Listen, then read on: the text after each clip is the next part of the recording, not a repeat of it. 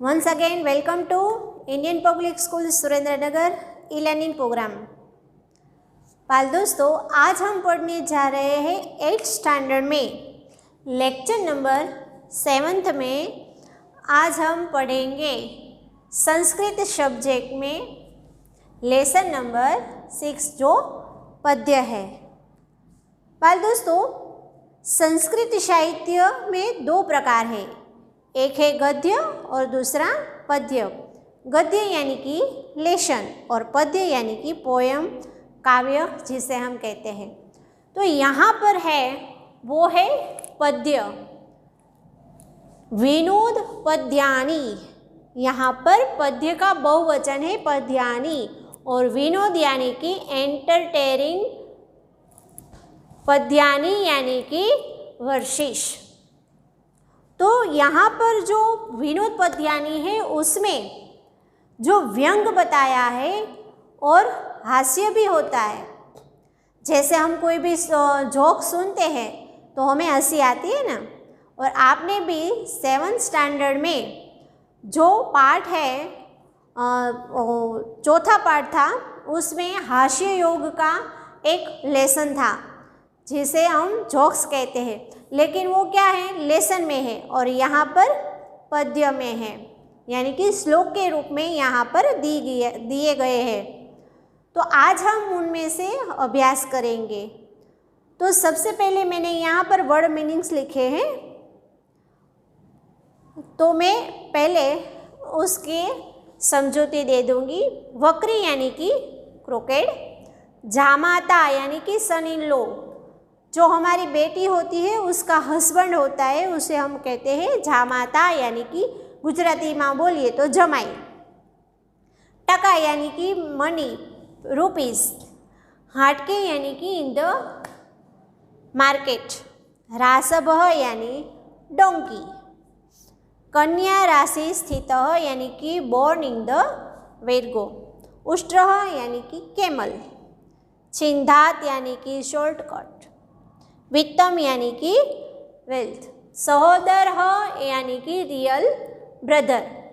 टकटकायाते यानी कि वेडर्स। विंधात यानी कि शोल्ड ब्रेक। पटम यानी कि क्लॉथ। श्रुतम यानी कि नॉलेज या ज्ञान। इतरे यानी कि अदर। बाल दोस्तों, यहाँ पर 6 श्लोक दिए गए हैं। आज हम इस 6 श्लोक का बहुत ही अच्छी तरह से अभ्यास करेंगे। देखते हैं आगे। यहाँ पर जो प्रथम श्लोक है उसको हम गान करेंगे। अगर कोई भी पिक्चर का गीत हो तो हमें वो क्या है कि हमें लिखने की ज़रूरत नहीं पड़ती, वैसे ही सुनते हैं तो संगीत के साथ सुनते हैं तो हमें अच्छी तरह से वो याद रहता है। तो वैसे ही यह जो श्लोक है उसका गान करते हैं तो वो भी हमें कंठस्थ हो जाता है। तो कोई भी श्लोक हो तो उसे हम गाकर ही कंठस्थ करना को। एग्ज़ाम में भी ये श्लोक बहुत ही पूछ सकते हैं, इसीलिए ये 6 श्लोक आपको कंठस्थ भी करने हैं। अब सबसे पहला जो श्लोक है उसे हम गाकर फिर उसका अनुवाद करेंगे। सदा वक्री सदा क्रूरं कन्याराशि स्थितः सदा। सदा पूज्यमुपेक्षेते जामाता दशमोग्रः। यहाँ पर जामाता यानी कि सन इन लॉ के बारे में व्यंग किया गया है। व्यंग यानी कि जो हमें गुजराती में बोलते तो माँ का बोला, जिसमें कटाक्ष भी होता है और हास्य भी होता है, दोनों होता है। कभी कभी हम बोलते हैं ना कि इसने यह कटाक्ष में बोला है, तो जिसे हम कटाक्ष बोले तो वो अच्छा नहीं लगता, माँ का बोला कहिए। तो यहाँ पर कवि ने बहुत ही अच्छा उदाहरण दिया है। कहा है जामाता यानी कि जो जमाई होता है उसे यहाँ पर प्रथम श्लोक में कहा गया है दसमो ग्रह। दसमो ग्रह यानी कि जो हमारे 9 ग्रह है तो 9 ग्रह है तो जमाई क्या है? 10वां ग्रह है। कभी कभी हम ऐसे भी सुनते हैं ना कि इसको यह ग्रह बीच में आता है, नड़ता है, या ऐसे बोलते हैं, तो उसकी हम अंगूठी बनाकर पहन लेते हैं। तो ऐसे कहा गया है। तो जो 9 ग्रह है हमारे, 9 ग्रह है, तो ये जमाई क्या है? 10वां ग्रह है। कैसा है? तो सदा वक्री, सदा यानी कि हमेशा, जो वक्री यानी कि वाको कहिए तो, એટલે हमेशा કંઈક ને કંઈક कुछ ना कुछ कमी ढूंढता रहता है, वैसा। सदा क्रूर यानी कि बहुत ही गुस्से वाला। कन्या राशि स्थित सदा, सदा यानी कि हमेशा। कन्या राशि स्थित यानी कि हमारी ज्योतिष शास्त्र में जो 12 राशि है उनमें से एक राशि है कन्या राशि। तो उसके साथ जिस हम लड़की होती है तो उसे कन्या भी बोलते हैं, और उसके साथ जिसका विवाह होता है उसके साथ रहता है। इसीलिए यहाँ पर कहा गया है कि कन्या राशि स्थित, और हमेशा कन्या राशि के साथ रहता है। सदा पूजाम उपक्षते, हमेशा जो जमाई होता है वो अपने ससुराल में जाता है तो उसकी आदर सत्कार होता है, उसकी आगता स्वागता होती है। अगर कोई भी कमी रह जाए तो वो क्या कहता है? कुछ ना कुछ बोलता रहता है। तो वो हमेशा आदर सत्कार की उपेक्षा रखता है। इसीलिए जमाई को 10वां ग्रह कहा गया है। और दूसरा जो श्लोक है उसे हम पढ़ते हैं। पहले उसका गान करते हैं, फिर उसका शब्द सह अनुवाद करेंगे। टका धर्म टका कर्म टका ही परम तप, अस्य हस्ते टका नास्ति हाटके टक टकायते। टका यानी कि मनी, रुपीस। बाल दोस्तों, आज के ज़माने में सभी को पैसे की ज़रूरत होती है। अगर पैसे हैं तो हमारी सारी ज़रूरियातें पूरी होती है। तो इसको आज के ज़माने में किसको ज़रूरत नहीं होगी? सभी को है। और ये सही भी है कि जब भी हम शॉपिंग करने के लिए मार्केट जाते हैं तो सबसे पहले किसकी ज़रूरत होती है? पैसे की। तो यहाँ पर पैसे को कवि ने श्रेष्ठ कहा है, परम यानी कि श्रेष्ठ कहा है, क्योंकि पैसा है तो समाज में भी उसका स्थान है। अगर पैसा नहीं है तो समाज में भी उसका स्थान नहीं है। आपने कहीं पर कहावत भी सुनी होगी कि नाणा वगरनो ना थियो ने नाणे ना था लाल। अगर जो पुरुष के पास, अगर किसी के पास पैसा नहीं होता तो वो क्या कहता है? नाणा वगरनो ना थियो कहते हैं। लेकिन जो पैसा आवी जाए तो शू के? ना था लाल। तो यहाँ पर बहुत ही कवि ने कहा है कि टका धर्म ह। टका धर्म है એટલે કે पैसा धर्म यानी कि रुपीस धर्म है। टका कर्म, पैसा कर्म है। टका ही परम तप, पैसा ही परम यानी कि श्रेष्ठ तप है। पैसे के बगैर कुछ नहीं होता। अस्य हस्ते, हस्ते यानी कि हाथ में, यस्य यानी कि जिसके हाथ में, टका नास्ति पैसा नहीं है, हाट के यानी कि इन द मार्केट, वो बाजार में टक टकायते यानी कि भटकता है। जिसके हाथ में पैसा नहीं है तो वो क्या करता है? बाजार में से कुछ भी शॉपिंग कर सकता नहीं है। अगर हमारे पास भी पैसा नहीं है तो हम भी कुछ खरीद सकते नहीं है। इसलिए कि आज के ज़माने में तो सबको ज़रूरत है और हमें भी ज़रूरत है। आपके मम्मी पापा हो तो वो भी सुबह से शाम से शाम तक क्या करते हैं? पैसा कमाने के लिए तो जाते हैं ना। इसीलिए तो हमारी सारी ज़रूरियातें पूरी होती है। इसीलिए कवि ने कहा है कि पैसा ही धर्म है, पैसा ही कर्म है, पैसा ही श्रेष्ठ तप है। और जिसके हाथ में यानी कि जिसके पास पैसा नहीं है वो बाजार में नहीं चल सकता, बाजार में भटकता है, उसका समाज में भी कोई स्थान नहीं है। अब हम तीसरा श्लोक देखते हैं। घटम बिंदातम पटम छिंदात कुर्याद रासवरोहणम येन केन प्रकारेण प्रसिद्ध पुरुषो भवेत्। यहाँ पर कवि ने बात की है, अगर किसी को प्रसिद्ध होना है तो दो प्रकार से होते हैं। आज हम टीवी में या न्यूज़पेपर में भी देखते हैं, किसी का नाम आता है तो कोई एक अच्छी तरह से आता है और दूसरा बुरी तरह से। और मुझे एक फिल्म का डायलॉग भी याद है कि मेरा नाम हुआ भी बदनाम होकर। यानी कि अगर किसी को प्रसिद्ध होना है तो दो प्रकार के होते हैं। अगर कोई अच्छा काम करता है, कोई अच्छी बात करता है तो उसका नाम आज हम टीवी में या न्यूज़पेपर में देखते हैं। अगर कोई चोरी करता है, कोई बुरा काम करता है तो भी आज हम उसका नाम देखते हैं, तो वो भी प्रसिद्ध होता है। तो एक अच्छी तरह से होता है और दूसरा बुरी तरह से होता है। तो हमें किस तरह होना है ये बताया है। कहा है घटम बिंदात, यानी कि जो मटकी होती है, वो जो माटी का घड़ा होता है उसे फोड़ डालना यानी कि तोड़ डालना। पटम छिंदात, यानी कि जो वस्त्र है उसे फाड़कर भी प्रसिद्ध होना है। कुर्याद रासवरोहणम, गधे पर सवारी करके भी प्रसिद्ध होना है। वो देखता नहीं है कि गधा है, इस पर बैठा नहीं जा सकता, इस पर सवारी नहीं होती, फिर भी वो गधे पर बैठकर प्रसिद्ध होना चाहता है। एन केन प्रकारेण, कुछ भी करके, किसी भी तरह से, प्रसिद्ध पुरुषो भवत्, कुछ भी करके पुरुष को प्रसिद्ध होना है।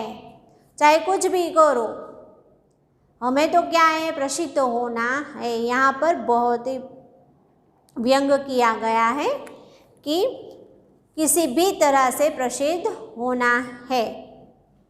अब हम चौथे श्लोक में देखते हैं।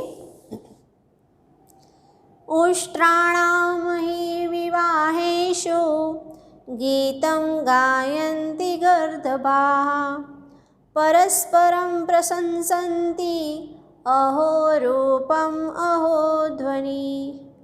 ये जो चौथा श्लोक है ना, उसमें बहुत ही मज़ा आता है। क्यों? क्योंकि इसमें डोंकी और कैमल दो पशुओं की बात की गई है। और आपको तो पता है डोंकी कैसा होता है और कैमल। कैमल को देखते हैं कि उसके 18 अंग शरीर, डोंकी कैमल को तो आपने देखा ही होगा कि वो कैसा दिखता है।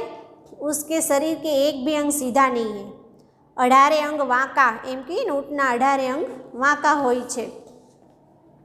तो यहाँ पर उष्ट्राणाम यानी कि कैमल के विवाह प्रसंग, यानी कि उसके जो प्रसंग की लग्न की बात की है। तो आज हम देखते हैं कोई भी लग्न हो यानी कि कोई भी शादी हो तो उसमें गाने वाले होते हैं। तो यहाँ पर ऊँट के शादी में किसको गाने के लिए कहा है? कौन गाना गाता है? गदरबाहा यानी कि गधे। ऊँटों की शादी में गधे गीत गाते हैं। परस्परम प्रशंसन्ति, और एक दूसरे के क्या करते हैं? प्रशंसा करते हैं एक दूसरे की। अहो रूपम, गधा है वो ऊँट की प्रशंसा करता है। क्या कहते हैं? अहो रूपम, अरे वाह केवा रूपમાં છે આ। बाकी तो हमें तो पता ही है कि ऊँट कैसा होता है। ऊँट किसी को पसंद नहीं होता। हाँ, वो रण प्रदेश का राजा जरूर है, वैसे तो उपयोगी भी है, लेकिन ऊँट किसी को पसंद नहीं होता, किसी का फेवरेट नहीं होता। अहो ध्वनि ही, तो ऊँट जो है वो गधे की तारीफ करता है, उसकी प्रशंसा करता है। क्या कहता है? अहो ध्वनि, कैसी मधुर आवाज़ है।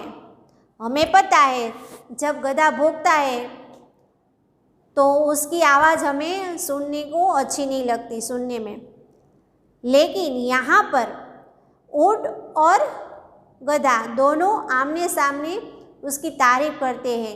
ऊँट कहता है गधे को, तुम्हारी आवाज़ बहुत ही मधुर है, और गधा ऊँट को कहता है, अरे आपका तो रूप बहुत ही सुंदर है। तो यहाँ पर ऊँटों के शादी पर गधे को गाने के लिए बुलाया है, वो गीत गाता है। अब आगे जो 5वां श्लोक है उसे हम देखते हैं। कन्या वर्यते रूपम माता वित्तं पिता श्रुतं बांधवा कुलम इच्छन्ति मिष्टान्नं इतरे जना। बाल दोस्तों, ये जो 5वां श्लोक है ना, उसमें बहुत ही अच्छी बात की है। कहता है कन्या वर्यते तरूपम, जो कन्या होती है यानी कि जो लड़की होती है उसकी शादी होने वाली होती है तो उसे देखने के लिए लड़के वाले आते हैं। तो सबसे पहले जो लड़की होती है वो लड़का कैसा दिखता है यानी कि रूप में कैसा है, सबसे पहले वो कन्या है, वो उसमें रूप दिखती है कि कैसा दिखता है। फिर माता क्या दिखती है, माता वित्तम, माता वो दिखती है कि उसके पास पैसा है या नहीं। अगर मेरी बेटी उसको दी तो कभी वो दुखी होगी या नहीं होगी। तो माता क्या देखती है उस लड़के में कि वो पैसे वाला है या नहीं।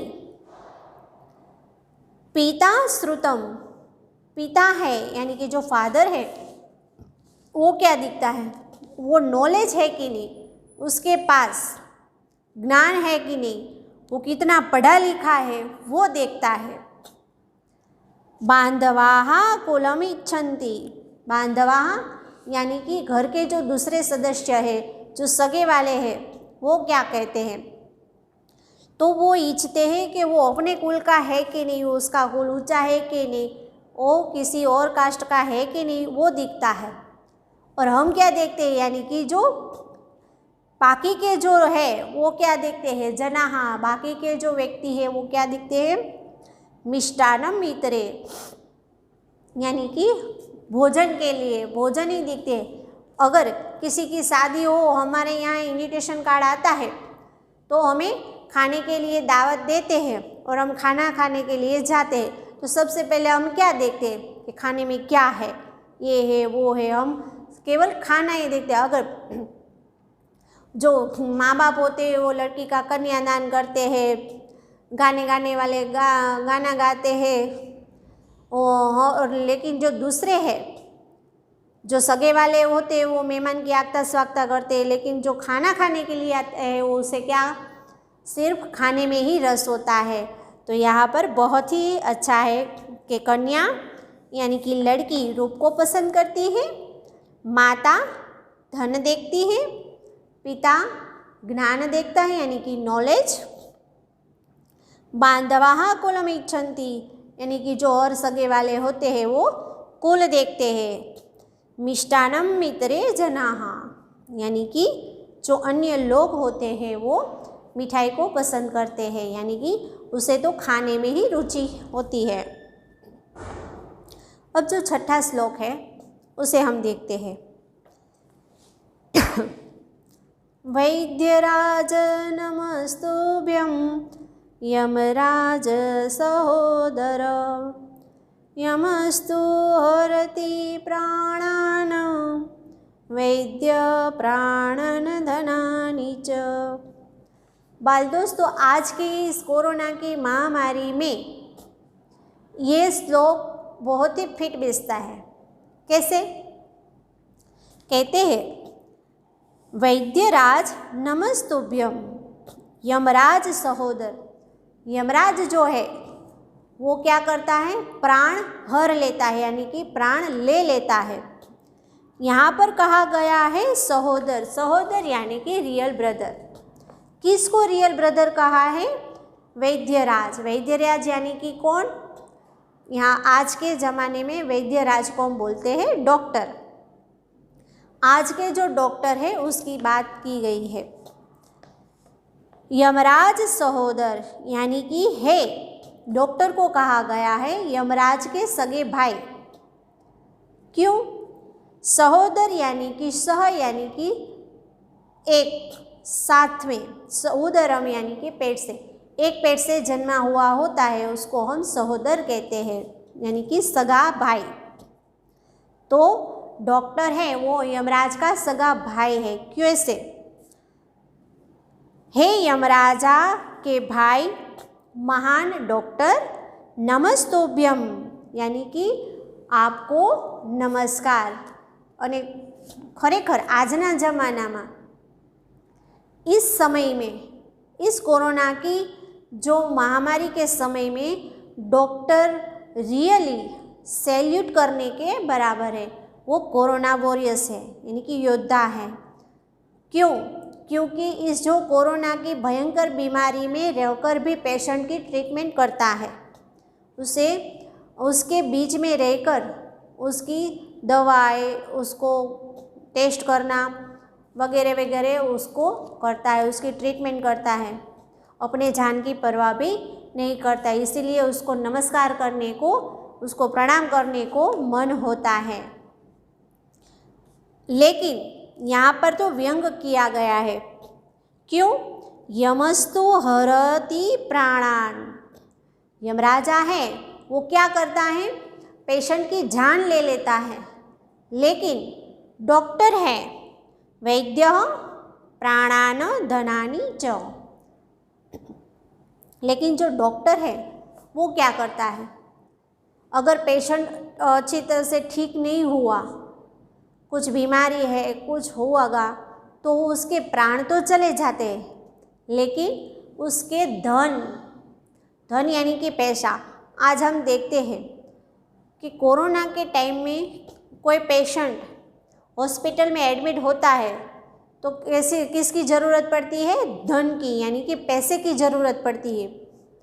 तो पैसा भी जाता है, अगर मरीज अच्छा नहीं हुआ, पेशेंट अच्छा नहीं हुआ, तो उसके प्राण भी चले जाते हैं और उसके पैसे भी चले जाते हैं। इसीलिए आज कहा है, डॉक्टर को कहा है कि वो प्राण तो हर ही लेता है लेकिन धन भी ले लेता है। आज के ज़माने में हम देखते हैं कि कोई पेशेंट हो, हॉस्पिटल में एडमिट होता है तो सबसे पहले पैसे की ज़रूरत होती है, क्योंकि हॉस्पिटल का बिल आता है तो पैसे की ज़रूरत होती है। तो भगवान को हम प्रार्थना करते हैं आज के ज़माने में, इस जो महामारी के समय में, कि परमात्मा को हम यह प्रार्थना कर सकते हैं कि सब कुछ पहले जैसा हो जाए और इस कोरोना की बीमारी को झट से यहाँ पर से नामो निशान मिट जाए और हम जैसे पहले थे वैसे ही हमारी लाइफ हो जाए और आप भी स्कूल पर आकर ही शिक्षण ले सकें। हम ऐसा भगवान को प्रार्थना कर सकते हैं।